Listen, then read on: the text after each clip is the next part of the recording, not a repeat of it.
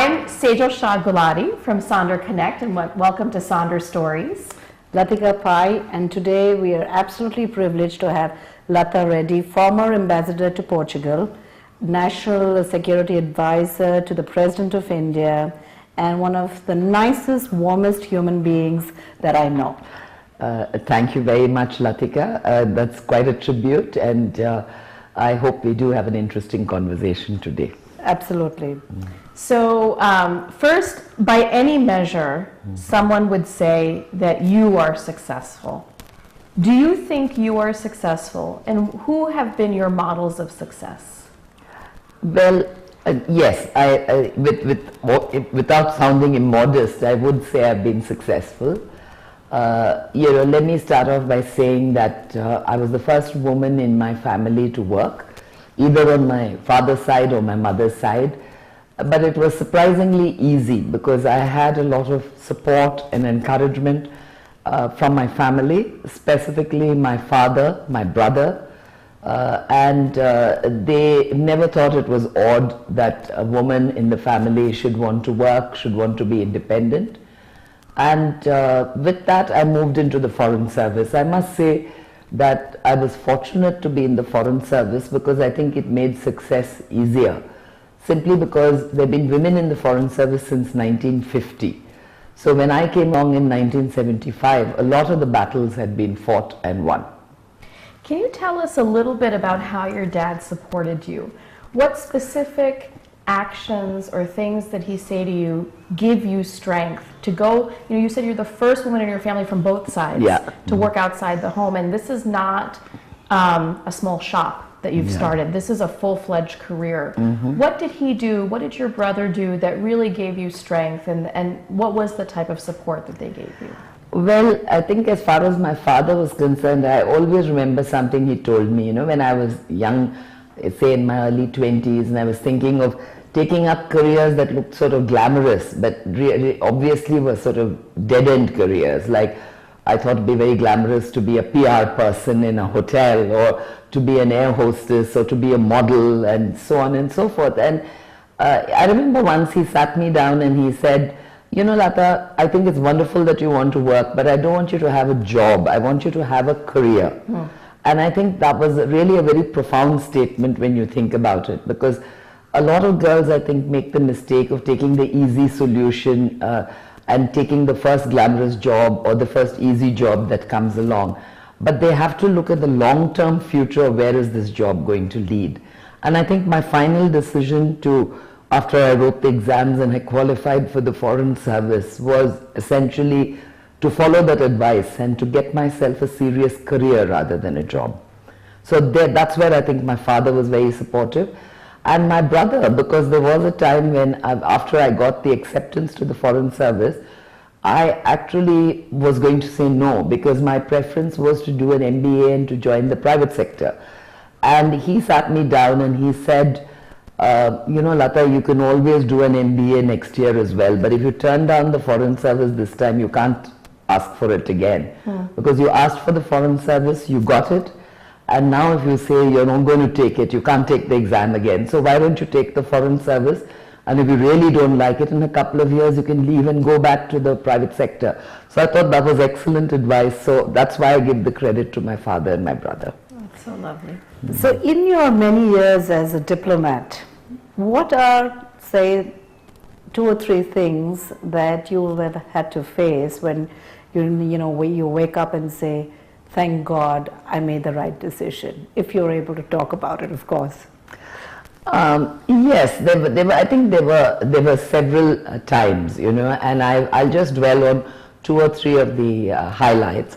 I think one really learning experience for me was when I was posted to South Africa. This was when India and South Africa had not had diplomatic relations for 40 years, because India took a very principled stand on fighting apartheid.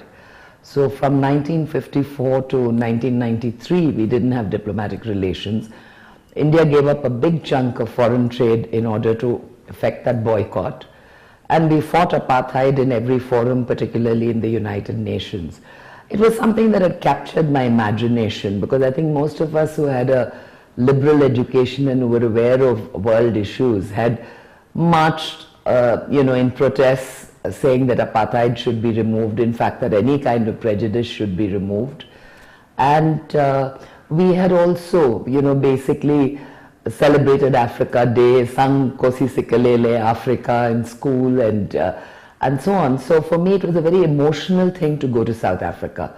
What was interesting was I went really, it was a leap in the dark. The ministry told me that we don't know how things are going to evolve in South Africa. It was the time of the transition. But it was a wonderful experience, and I said that I really want to go because it meant the chance to meet with people like Nelson Mandela and so on. But it was a very unsafe situation. The crime rate was very high. There were carjackings, there were house breakings were very frequent, kidnappings. And, I had to live on my own in South Africa for 3 years. And I just decided not to let that safety factor bother me. And it was the same when I was in Brazil and Rio. So I think at some point you have to set aside your fear and say, it doesn't matter if I'm a woman on my own, I'm going to just take life as it comes and live as if there is no threat. Because frankly, if something is going to happen, it's going to happen. So why would you sacrifice your whole life living in fear and not doing the things you want to do? So, and sure enough, for my 2 years in Brazil and my 3 years in South Africa, I didn't lose so much as a safety pin. Nobody lifted a finger against me, and I was extremely happy and productive. So that was one kind of challenge. The other things were when you were asked to do things that seemed impossible. Like when I was ambassador in Portugal, I was asked to extradite Abu Salem from Portugal. Wow. Now, Abu Salem was the second most wanted terrorist in India at that time. He was a deputy of Dawood Ibrahim, and he had been arrested in Portugal, not on grounds of terrorism, but on grounds of traveling and living on fake documents.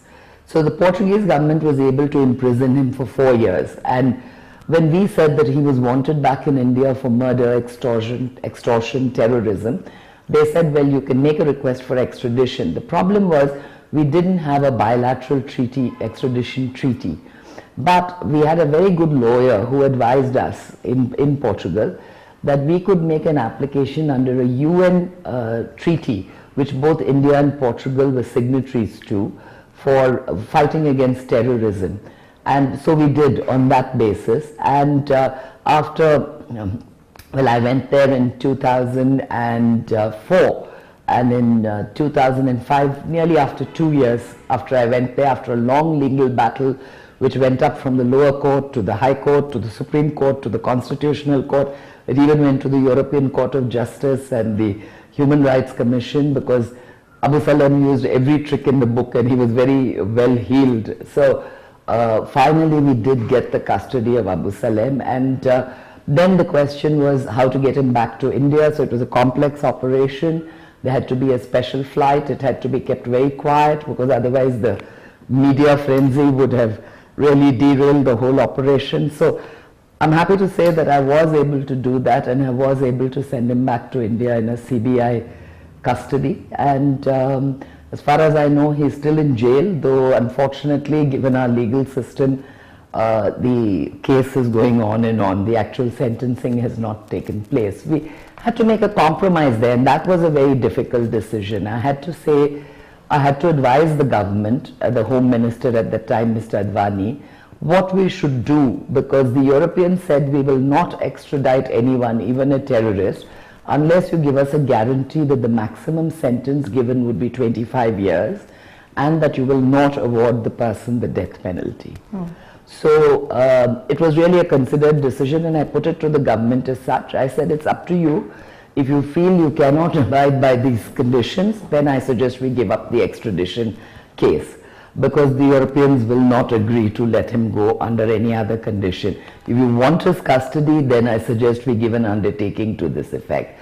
So, again, that was a very challenging situation, what to recommend to the government, but finally the government did give the undertaking, and we did get him back. So I would say those were two highlights. That's amazing. So two questions, follow-up questions on what you just mentioned. One, I've got goosebumps thinking about the fact that you were working so hard in extraditing Abu Salam to India.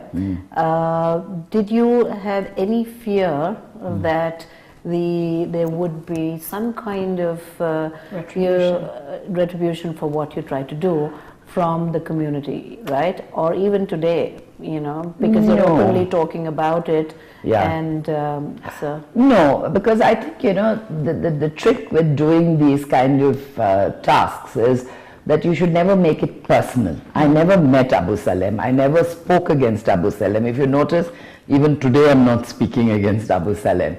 And I don't think he ever took it personally against me as an individual. No threats were made to me, and even though a slightly irresponsible press report tried later to link it a few months later to an attack, a shooting attack on my brother in the Indian Institute of Science, it was proven that there was absolutely no linkage between the two.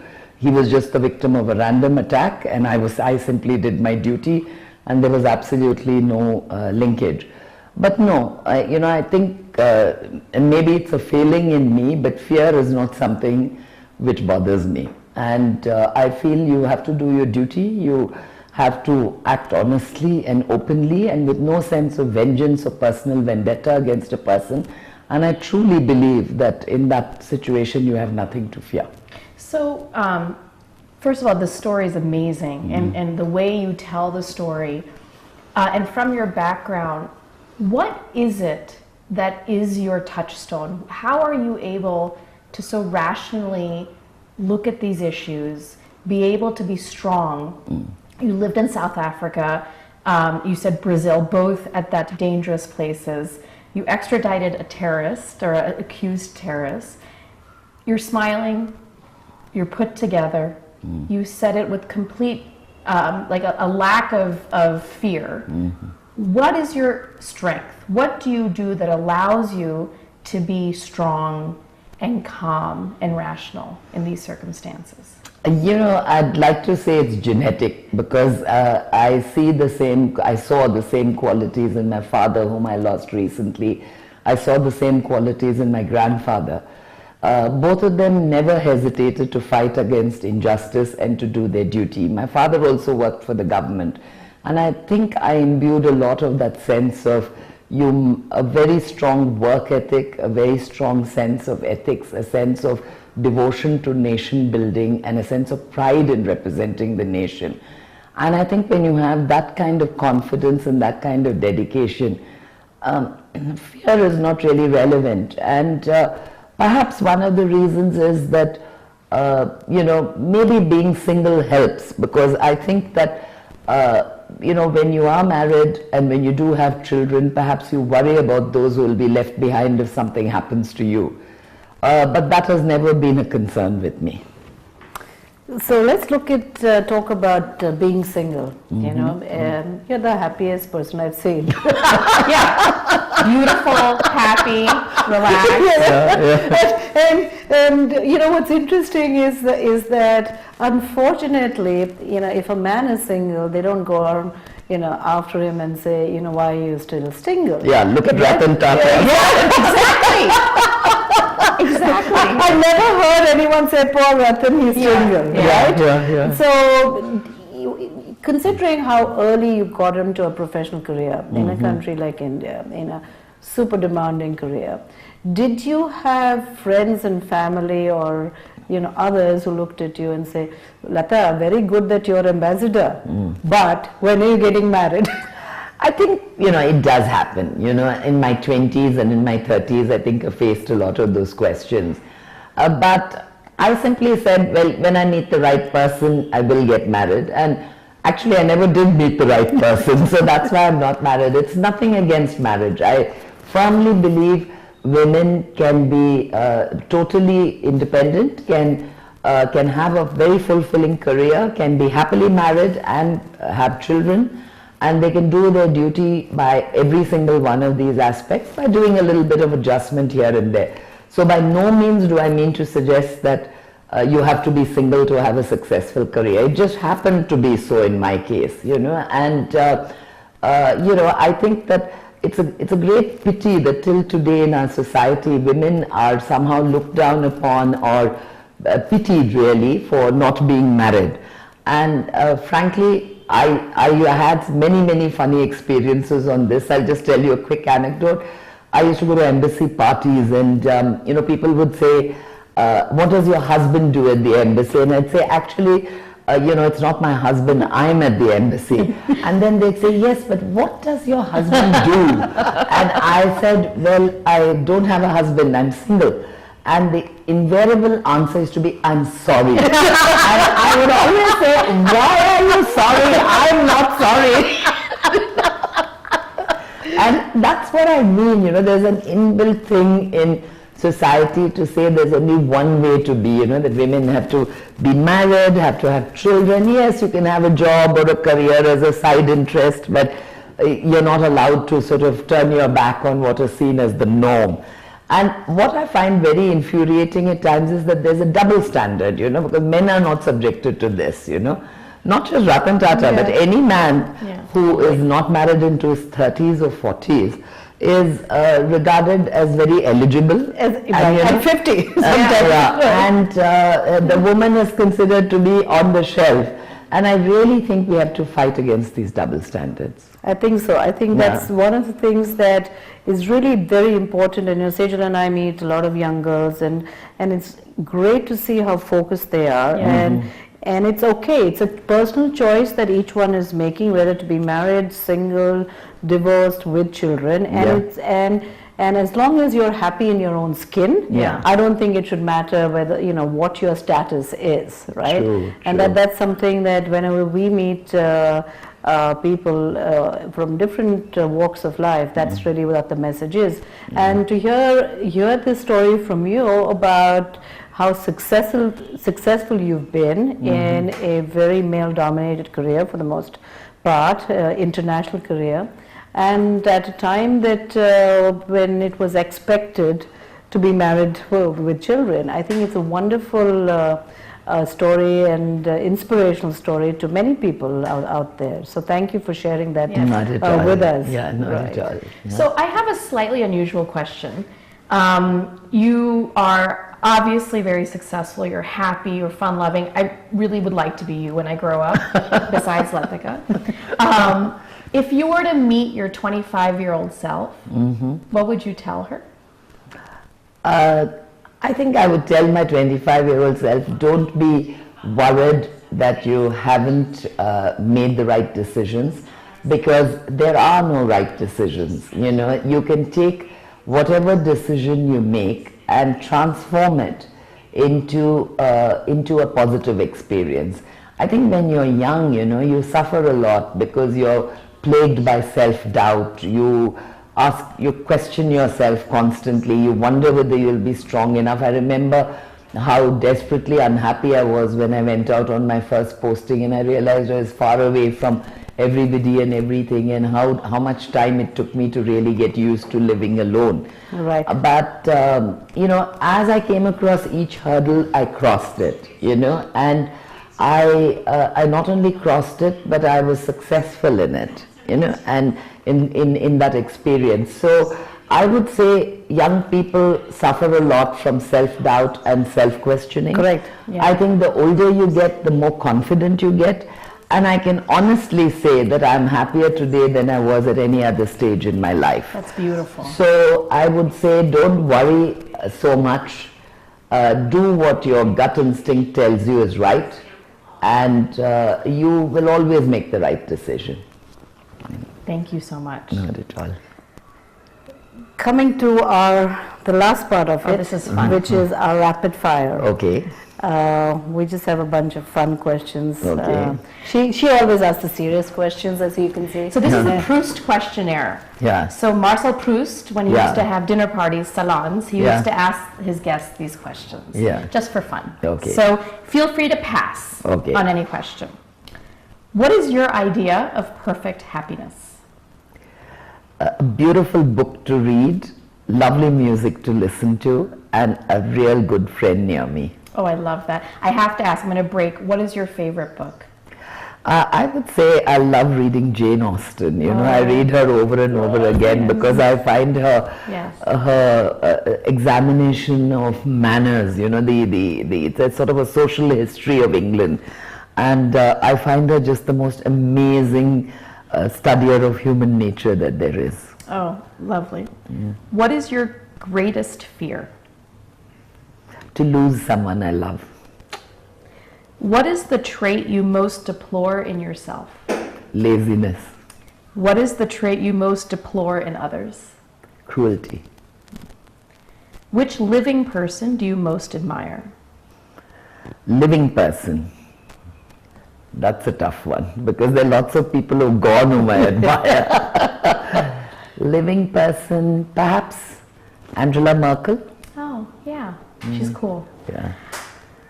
What is your greatest extravagance? I love to go to plays, musicals, shows, anywhere in the world, and I spend vast amounts of money on going to them whenever I get a chance. How lovely. Yeah. What is your current state of mind? Peaceful. What do you consider the most overrated virtue? Humility. On what occasion do you lie? Not to hurt someone's feelings. Which word or phrase do you most overuse? Amazing. What or who is the greatest love of your life? The greatest love of my life is my family. Everyone in my immediate family, and they are my security blanket, they are my support, they are what keeps me going. When and where are you happiest? In my home. And my last one is, which talent would you most like to have? Musical. So I have just a couple of questions which says, what is one thing about you that all of us would be surprised to hear? That I'm really very lazy. I don't believe that. I don't believe that. Like for a second, I don't believe that. Your favorite genre of music? I like classical music the best. Of the countries you've traveled to in the world, name your top favorite. You know, it's a toss-up because I love Portugal the most because I was posted there 3 times. I speak Portuguese and I've had friends there for the last 40 years. But I have to say that professionally and personally, the country that moved me most is South Africa. Wow. Yeah. And finally, what else is left on your bucket list? You seem to have done it all, Latha. Well, I'd like to see places I haven't seen, like the Norwegian fjords, like Arctica. I want to take the Trans-Canadian Express, you know, the one that goes from the East Coast to the West Coast. I think I'd like to travel more for pleasure and less to conferences and seminars, and just have more me time because I worked all my life, you know. You think about it, you work from when you're 3 years old in kindergarten. That's Right through school, right through university. Straight after university, I wrote the exams, went into the foreign service. I worked for 38 years. Yeah. And though I retired nearly 4 years ago, I've been working non-stop ever since. Right. Yeah. So I think what I miss most is not having unlimited me time. Yeah. You know, I think that's what I'd really love. Great. So thank you so It's much. been such an honor. Thank you. so much. Thank you. I really enjoyed talking to all of you. Thank you, Latha. Yeah.